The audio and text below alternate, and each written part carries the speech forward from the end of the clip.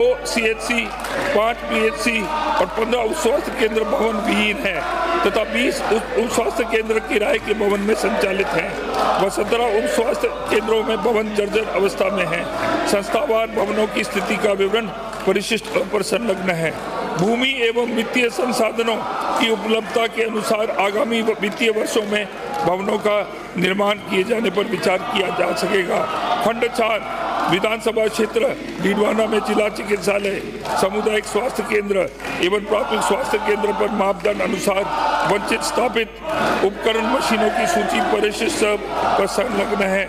मुख्य चिकित्सा एवं स्वास्थ्य अधिकारी डीडवाना कुचामन की रिपोर्ट अनुसार विधानसभा क्षेत्र डीडवाना में संचालित सभी चिकित्सा संस्थानों में उपकरण क्रियाशील है तथा मशीनें खराब होने पर RMSCL द्वारा अनुबंधित एजेंसी द्वारा समयबद्ध रूप से पुनः मशीनों को क्रियाशील कर दिया जाता है।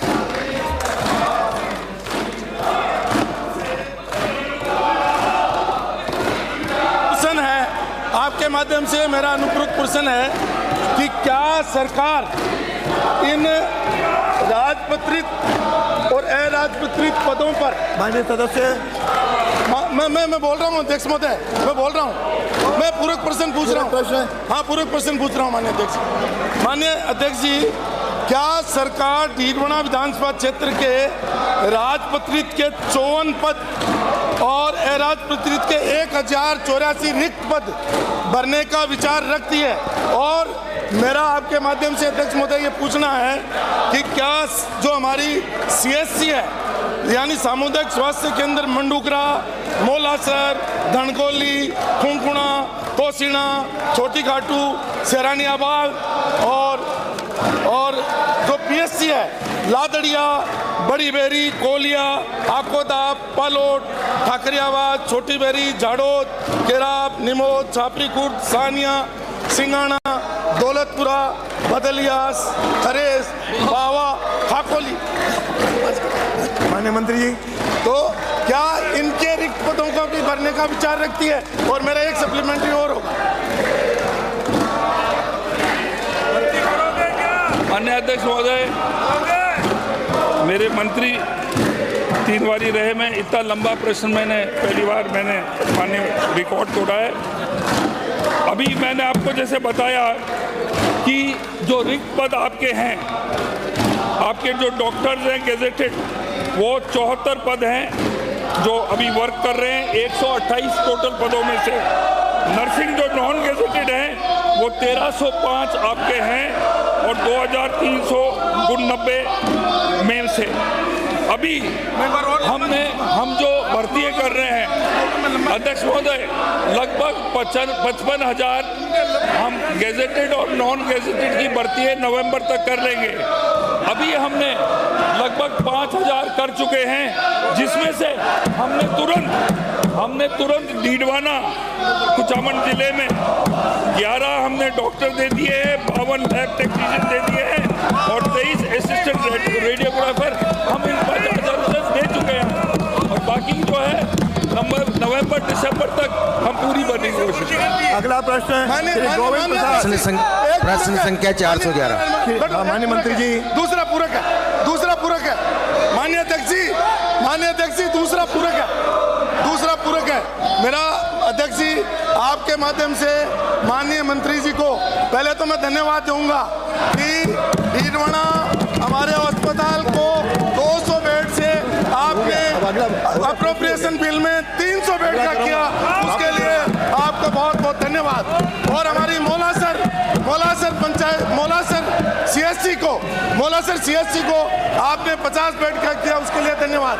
मेरा सवाल ये है कि क्या माननीय अध्यक्ष महोदय, मंत्री जी, हमारे डीडवाना में अब जो 300 बेड का अस्पताल किया है उसकी भूमि और उसकी राशि लगभग 32 करोड़ रुपए स्वीकृत हो गई, तो क्या उसका स्थान बदल करके अगले मेडिकल कॉलेज के लिए उसको बनाने के लिए हमारे पास 470 बीघा जमीन है, उस जमीन को देख करके और वहाँ मेडिकल कॉलेज भी बन जाए, 300 बेड का हॉस्पिटल भी बन जाए और सब चीजें बन जाए, क्या सरकार इसका विचार रखती है?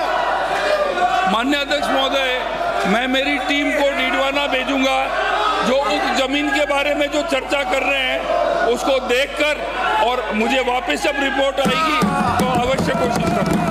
अगला प्रश्न प्रश्न संख्या 411। माननीय मंत्री जी। माननीय अध्यक्ष महोदय, खंड 1, जी हाँ, विवरण परिशिष्ट 1 व परिशिष्ट 2 पर संलग्न है।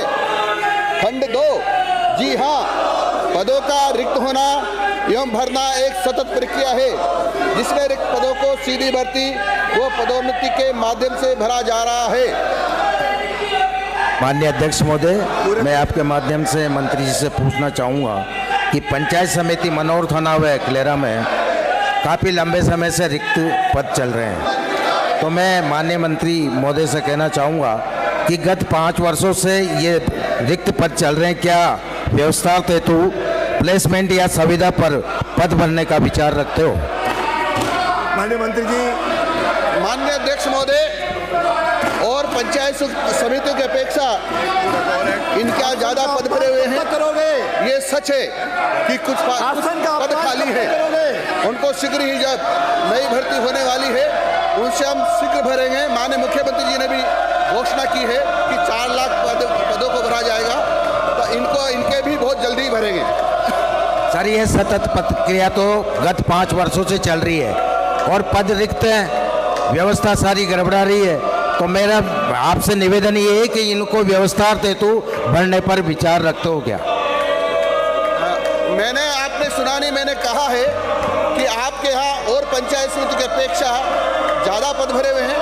जो कुछ पद हैं उनको भी हम शीघ्र भर्ती होने वाली है, उसमें आपके पदों को भर देंगे। धन्यवाद साहब, धन्यवाद। अगला प्रश्न प्रश्न संख्या 412। माननीय मंत्री जी। माननीय अध्यक्ष महोदय, जी हाँ, प्रदेश में गोपालन कर रहे पशुपालकों को निम्नांकित योजना में परोक्ष रूप से अनुदान दिया जा रहा है। प्रदेश की समस्त पशु चिकित्सा संस्थाओं, पशु चिकित्सा शिविरों में निःशुल्क उपचार, शल्य चिकित्सा एवं दवा वितरण किया जा रहा है। प्रदेश के पशुपालकों के बीमार पशुओं की निःशुल्क जांच की जा रही है। प्रदेश के पशुपालकों को विभिन्न प्रशिक्षण शिविरों के माध्यम से निःशुल्क प्रशिक्षण दिया जा रहा है। किसान क्रेडिट कार्ड के माध्यम से ऋण लिए जाने पर ब्याज पर अनुदान दिया जा रहा है। नस्ल सुधार कार्यक्रम अंतर्गत, राष्ट्रीय नस्ल सुधार कार्यक्रम अंतर्गत पशुपालकों को निःशुल्क कृत्रिम गर्भाधान की सुविधा दी जा रही है। पशुओं में निःशुल्क टीकाकरण कार्य किया जा रहा है। उपरोक्त के अतिरिक्त दिनांक 10 जुलाई 2024 को वर्ष 2024-25 की बजट घोषणा अंतर्गत मुख्यमंत्री मंगला पशु बीमा योजना अंतर्गत अनुदानित दर पर दुधारू गायों सहित भैंस, भेड़, बकरी एवं ऊंट का बीमा तथा सेक्स सॉर्टेड सीमन के उपयोग पर 75% का अनुदान दिया जाना प्रस्तावित है। गौशालाओं, काजी हाउस में संधारित गोवंश को भरण पोषण हेतु वर्तमान में बड़े गोवंश हेतु 40 रुपये तथा छोटे गोवंश हेतु 20 रुपये प्रति गोवंश प्रतिदिन की दर से सहायता राशि 270 दिवस दिए जाने का प्रावधान है। साथ ही गौशालाओं में अंधे एवं अपाहिज गोवंश तथा नंदीशालाओं में संधारित नर गोवंश को उक्त समान दर पर 12 महीने की सहायता राशि दिए जाने का प्रावधान है।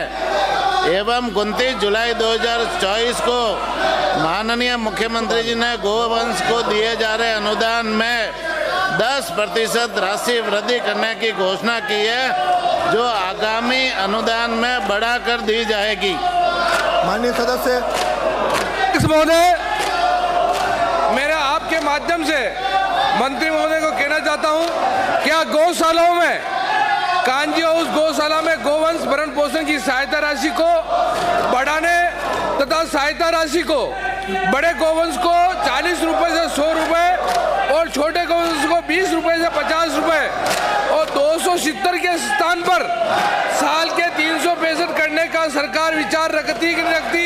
नंबर 1। माननीय मंत्री जी। माननीय अध्यक्ष महोदय, माननीय सदस्यों को बताना चाहूँगा कि अभी वर्तमान में गौशालाओं काजी हाउस में संधारित गोवंश को भरण पोषण हेतु बड़े गोवंश को 40 रुपये और छोटे गोवंश को 20 रुपये प्रति गोवंश की दर से 270 दिवस के सहायता दिए जाने का प्रावधान है। और साथ ही गौशाला में अंधे एवं अपाहिज गोवंश, नंदीशाला में संधारित नर गोवंश को उक्त समान दर पर 12 महीने की सहायता दिए जाने का प्रावधान है। और माननीय मुख्यमंत्री जी ने इसमें 10% वृद्धि की है। अभी इसमें इस वर्ष कोई बढ़ाने का अभी योजना नहीं है। माननीय अध्यक्ष महोदय, आपके माध्यम से